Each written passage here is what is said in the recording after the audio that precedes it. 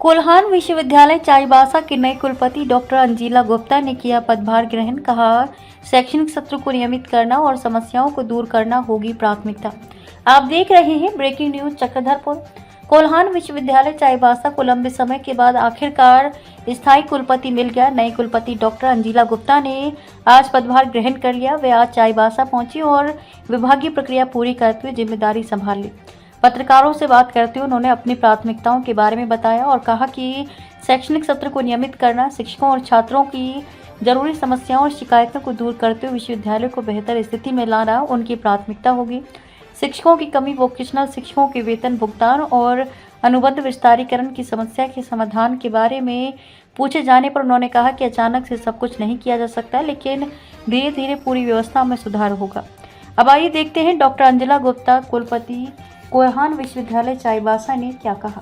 पिछले लगभग 2 साल से वाइस चांसलर नहीं है, तो निश्चित रूप से अगर कोई रेगुलर वाइस चांसलर होते हैं तो कोई काम दिखता नहीं, फिर वो जल्दी होते रहता है। तो मुझे ऐसा लगता है, मैंने ज्वाइन किया है तो सबसे पहली मेरी प्रायोरिटी होगी कि यहाँ पे प्रॉब्लम्स क्या चल रही हैं, जो बहुत मेजर इश्यूज़ हैं, उनको कैसे हम रिजॉल्व करें, पहला तो ये। और सेकेंडली, हम उसको कैसे यूनिवर्सिटी को एकेडमिक इसकी ग्रोथ कैसे हो सकती है, वो प्रायोरिटी रहेगी। क्योंकि बच्चों के रिज़ल्ट, उनका समय पे एग्जामिनेशन, ये सब चीज़ें बहुत ज़रूरी है। तो जो भी पॉलिसी होगी वो स्टूडेंट सेंट्रिक होगी, मतलब बच्चों को, जो हमारे छात्र छात्राएँ हैं, उनको ध्यान में रखते हुए बनाई जाएगी। क्योंकि किसी भी यूनिवर्सिटी का जो फर्स्ट पर्पज़ होता है तो यही होता है ना कि एक क्वालिटी एजुकेशन देना, और उस क्वालिटी एजुकेशन को देने के लिए जो प्रॉब्लम्स यहाँ पे चल रही हैं, जितनी फाइलों की पेंडेंसी और मैटर्स की, वो उसके बिना संभव नहीं है। जब सारा तंत्र एक साथ ठीक होता है, सारा सिस्टम, तभी हम इस यूनिवर्सिटी को आगे बढ़ा सकते हैं। मैडम, अभी हाल फिलहाल यहाँ पर एक गड़बड़ी हुआ था मैडम, जो 1 करोड़ 59 लाख का लगभग था, उस पर क्या एक्शन लेंगे मैडम आप?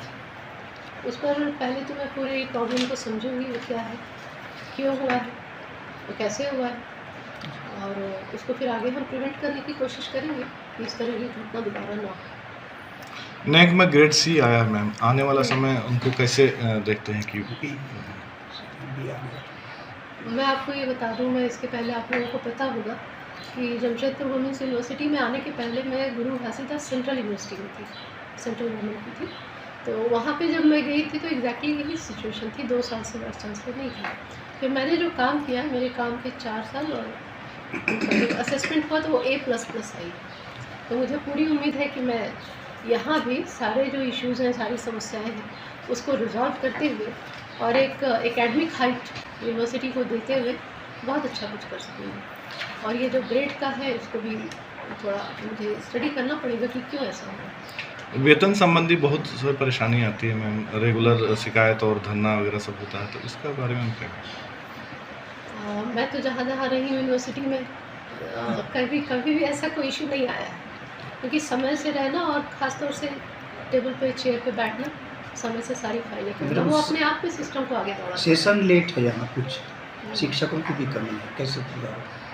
लगभग 360 शिक्षक जो है, देखिए एकदम से तो कुछ नहीं, जी उसके लिए क्या? ये पॉलिसी मैटर भी है, पहले ये पॉलिसी मैटर भी है, पहले उसकी स्टडी डीप में जाकर के करना जरूरी है कि ऐसा क्यों हो रहा है। जी, क्योंकि सेशन लेट होने का मतलब तो ये है ना कि हम जो हमारे स्टूडेंट्स हैं उनके फ्यूचर के साथ खेल रहे हैं। जी, इट इज़ नॉट गुड। इसको मैं देखूंगी कि कहाँ क्या प्रॉब्लम है, इतना क्यों करता है, इतना लेट क्यों। मैडम एक और सवाल है, वोकेशनल शिक्षक जो यहाँ पर, उसमें उसका नवीकरण नहीं हो पाया जुलाई के बाद से, और नवंबर माह से उनका वेतन अटका हुआ है, तो ये कैसे सॉल्व हो, इस समस्या का क्या समाधान?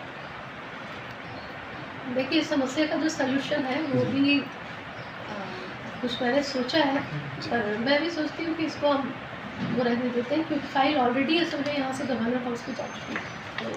तो कब तक इसका समाधान? थोड़ा वेट करना होगा, ठीक, जल्दी, क्योंकि बहुत सारे इश्यूज हैं। एक आउटसोर्स कर्मी है यहाँ जो